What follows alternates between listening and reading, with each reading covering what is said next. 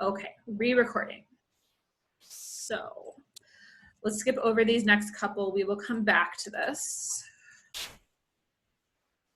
Here's how the Algol cryptosystem works. And because it's cryptography, we need a picture because there's people. So that is, oh, I don't remember his first name. Algol is his last name. I don't remember his first name and I didn't look that up, I'm sorry. So Alice is looking to send a message to Bob. Here's how the Algol cryptosystem works. Alice is going to pick a bunch of information. She's going to pick a prime number P. That's the first thing she's going to pick, a prime number P. She's going to pick a primitive root, G mod P. That's what we just talked about, a primitive root G mod P. And she's going to pick an integer A. So these are the parameters for the system. We don't know what's public and what's private yet. We'll do that in just a second. But this is the setup that Alice needs in order to make the Algol cryptosystem work. Remember the setup for the RSA system? You had to pick a P and a Q and then multiply them together to get N. So here's the setup for Algol. It's a little bit more complicated. What she's going to do is also compute a value of B. That is going to be G raised to the A mod P. So that's going to be the value of B that she's going to compute. G raised to the A mod P. Talking about public key and private key. So here's the public key. P, G, and B are all public key. That's all of my public information. P, G, and B. My private key is A. And we should know the answer to this at this point in time. Given an equation for computing B, if you know G, if you know P, and if you know B, can you come up with A? For that equation in the fifth line, I want to do thumbs up or thumbs down. If you know P, G, and B, can you come up with A? Thumbs up or thumbs down? What do we think? Thumbs up or thumbs down? Can you come up with A? Thumbs up, thumbs down? People are giving me thumbs down. What problem is that? Somebody be brave, volunteer, tell me what discrete log problem. that is. We got, I think like 3 people said it and I was talking. What's that hard problem? Discrete log problem, thank you. That is my discrete log problem. Oh, and somebody gave it to me via chat. Thank you, Andrew, discrete log problem. Okay, all right, so here's how we encrypt and decrypt. Here's our protocol now that we have our setup. To encrypt, what Bob is going to do is choose a secret integer K. It's just random, so K only gets used once for encryption during Algol. He is going to pick this value of K. And then, this is different, oh, sorry. This is different from what we've seen before. Our ciphertext this time is going to be an ordered pair. So we haven't had ordered pairs as ciphertext before. We're going to have an ordered pair as our ciphertext. The ciphertext is going to be Y, comma, Z. So Y is the first part in that equation. G to the K mod P. And then Z is the second part in that equation. M times B to the K mod P. And remember, M is the message that Bob is trying to encrypt. So Bob is sending a message to Alice. I think I said it backwards before. All right, so that's my encryption. First half or first component of the message is G to the K mod P. And second component is M times B to the K mod P. All right, notice please that Bob has everything that he needs. G is public. K is the value that Bob picked himself. P is public, M is the message, so obviously Bob knows that. B is public, K is the value that Bob picked, and P is public. So Bob has all the information that he needs to encrypt. Here's how Alice decrypts. So she is gonna get that ordered pair Y, comma, Z. She is looking to decrypt. What she does is takes Z times Y to the A inverse mod P. Z times Y to the A inverse mod P, okay? And notice that that is Alice's private key or secret key. A is the value that only she knows, so A is the value that only Alice is going to be able to come up with. All right, how we doing so far? Everybody good? All good? Okay. I think that for today, I'm not going to run an example of this on Perry.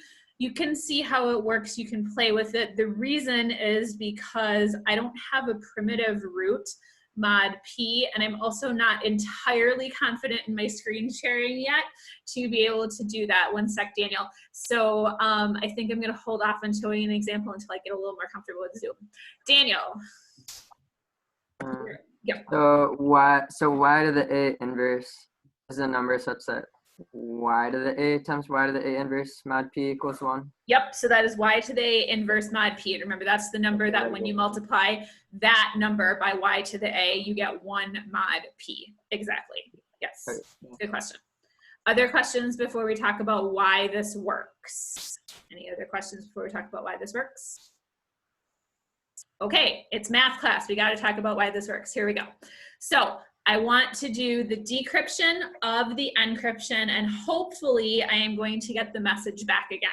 Okay, so I want to do the decryption of the encryption, and hopefully I want to get the message back again. So encryption of my message is y comma z from the previous slide, right? So we're decrypting y comma z. Everybody hanging with me so far? It hasn't done any math yet. We're good up to here? Everybody good? Okay. All right, so let's plug in what those values of y and z are. So remember y, if you look back at your notes or the previous slide or whatever you have, y is g to the k mod p, and z is m times b to the k mod p. That's all good? Okay, and then we want to decrypt that. So remember our process for decrypting. Second component, that's z, right? Second component times the inverse of the first component to the a. One more time. Second component times the inverse of the first component to the a. So second component, and I'm just putting my mod p all the way out at the end. Second component, that is m times b to the k, and then times the inverse of the first component to the a. I can't tell how we're doing if that equation makes sense. Give me a thumbs up, thumbs down, no, yes, you're confused. Are we okay with that equation, where that's coming from? Otherwise, raise your hand and I will answer a question. Are we okay there? Help me out. Yes, no, maybe, yes. Mandy's giving me a thumbs up, that's good. Yes. Other people, yes, this is the part of virtual teaching that I hate because I can't exactly read your expressions. Dylan's nodding at me. Okay, we're gonna assume that's all right. Okay, so let's do some simplifying here. What simplification can I do at this point? What do you got? Give me some suggestions. And I can see you all, so you can just talk, or you can virtually raise your hand, or you can use the chat feature if you want. What do you got? What do you wanna do? Suggestions.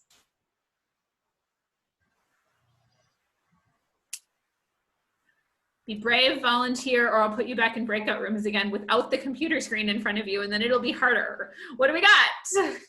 What can I do with that? Something that I can substitute in. Anything that I can substitute in. Okay, this is a guess. Go for it.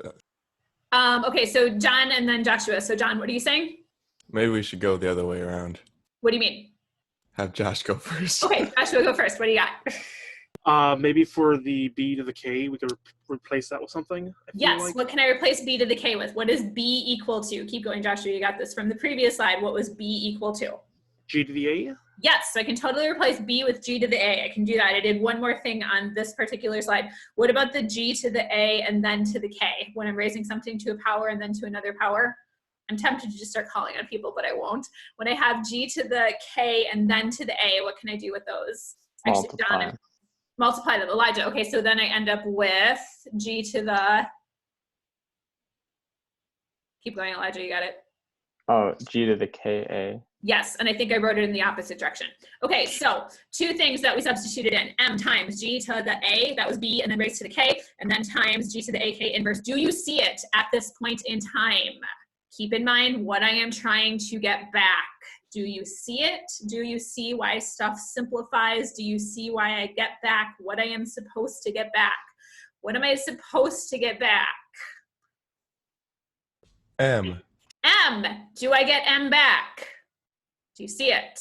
With the inverses, yes, we're good, we're happy. We get inverse moved, then we have a 1, and that's M. As long as the message is smaller than our prime number. So as long as the message is smaller than our prime number, then we are going to get m back again. If the message is bigger, then you will have overflow and you will not get the same message. So we need to use p to be a big enough prime so that we can get our message back.